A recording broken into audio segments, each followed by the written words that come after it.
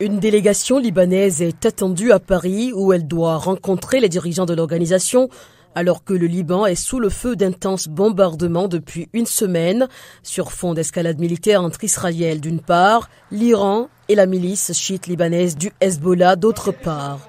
3 pays sahéliens, le Mali, le Burkina Faso et le Niger, avec lesquels la France entretient des relations houleuses depuis qu'ils ont connu des coups d'État ces dernières années, n'ont pas été invités, contrairement à la Guinée, où une junte est au pouvoir depuis 3 ans après un putsch et dont la suspension à l'OIF a été levée fin septembre.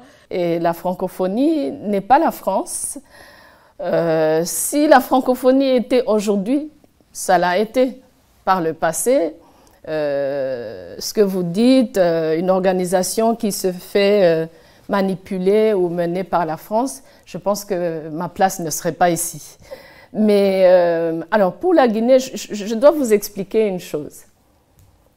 Nous avons à l'OIF décidé que pour tous nos pays suspendus, on en avait 4, juste en quelques années, des pays de l'Afrique de l'Ouest, on ne peut pas exclure un pays et fermer la porte et s'en aller. Parce que, de mon point de vue, nous allons perdre notre contact et notre influence sur les populations.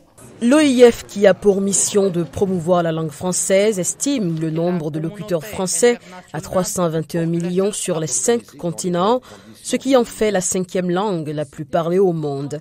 La langue française regresse dans les organisations internationales, mais le nombre de locuteurs augmente, notamment à cause de la démographie africaine, selon Louise Mushikiwabo. L'influence du bloc francophone est réelle sur le plan mondial.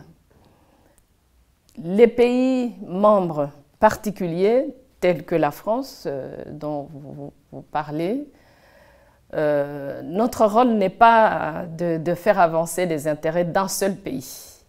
Nous travaillons comme bloc, aujourd'hui de 88 États et gouvernements, parce qu'il y a des gouvernements aussi, tels que le Québec, la Wallonie, Bruxelles.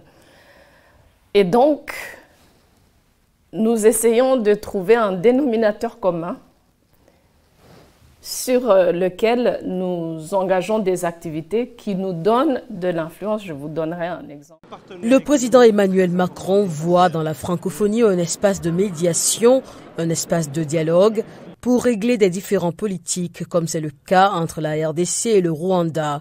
Je crois profondément que la francophonie, oui, est un lieu où nous pouvons ensemble porter une diplomatie qui défend la souveraineté, l'intégrité territoriale partout à travers la planète, qui porte le même discours aux côtés de l'Ukraine, agressée aujourd'hui, menacée dans ses frontières et dans son intégrité territoriale par la guerre d'agression russe, mais qui défend une vision où il n'y a pas place au double standard, où toutes les vies se valent pour tous les conflits à travers le monde. Plusieurs députés français ont appelé jeudi à une évolution de la francophonie dans les années à venir. La députée du mouvement Ensemble, Amelia Lakrafi, préconise à l'organisation de jouer un rôle d'impulsion dans des domaines comme l'éducation, le numérique, l'intelligence artificielle ou les médias.